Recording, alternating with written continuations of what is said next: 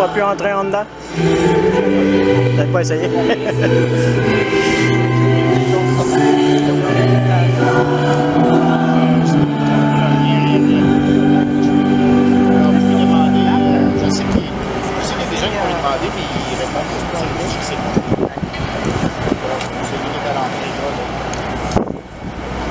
Au nom du Père et du Fils et du Saint-Esprit, Vous n'avez pas pu essayer d'entrer en le dedans? Dieu de l'espérance vous donne en plénitude de la paix dans la foi et que le Seigneur soit toujours avec vous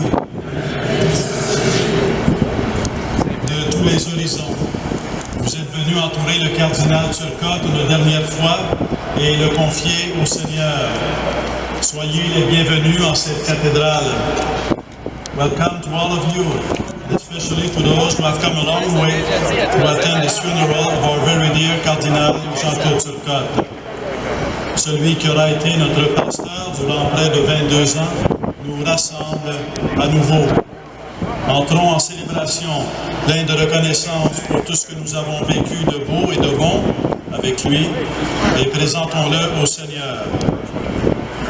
Je voudrais d'abord offrir mes plus sincères condoléances aux frères et sœurs du cardinal Jean-Claude Turcotte, Raymond, Gilles, Nicole, Louise, Alain, ainsi qu'à toutes leurs familles respectives, et aux autres membres et amis de la famille du cardinal Jean-Claude Turcotte.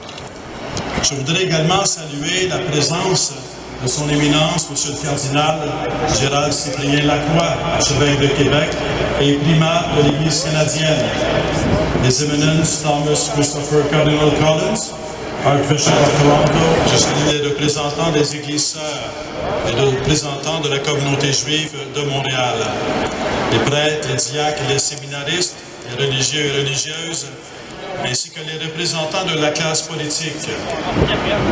L'honorable Philippe Couillard, Premier ministre du Québec, l'honorable Stephen Blaney, représentant du très honorable Stephen Harper, Premier ministre du Canada, l'honorable Pierre Duchesne, lieutenant-gouverneur du Québec, monsieur le maire de Montréal, Denis Coderre, et tous les autres représentants de la classe politique ici présents.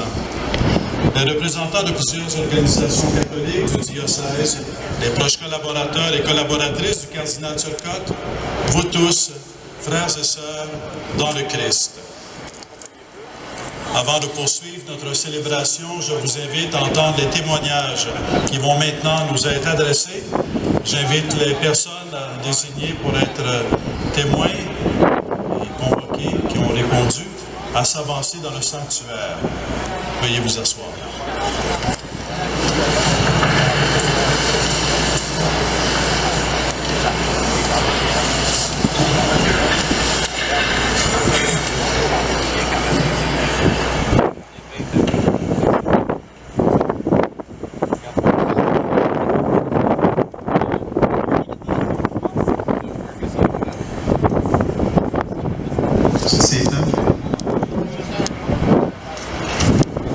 Lettre écrite par mon père Raymond, frère aîné de la famille.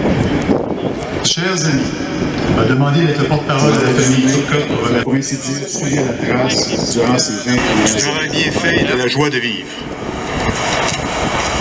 Entre moi, l'aîné, et Gilles, son cadet, Jean-Claude a su se débrouiller, à se contenter de peu et à suivre les Canadiens à la radio avec notre père. Puis la famille s'enrichit de ses deux sœurs, Nicole et Louise, qui firent carrière dans l'enseignement. Elles ont été au chevet de Jean-Claude lors de ses 3 dernières nuits d'agonie, en compagnie de Mme Pierrette Aymard, secrétaire du cardinal, du père Jean-Marc Barrault, aumônier de l'hôpital Marie-Clarac, et de les sœur personnes Pierre-Anne itinérantes. Vous saviez susciter la solidarité et l'entraide. Le soir du 9 juin 1998, alors qu'une explosion avait détruit la maison de l'accueil Bonneau, j'ai compris qu'avec vous, nous allions rapidement passer à l'action sans tergiverser. Le mouvement de solidarité que vous avez suscité nous a permis de reconstruire en peu de temps. La cause des itinérants vous tenait à cœur. Pour moi, le point commun des différentes facettes de la société, c'est la fidélité.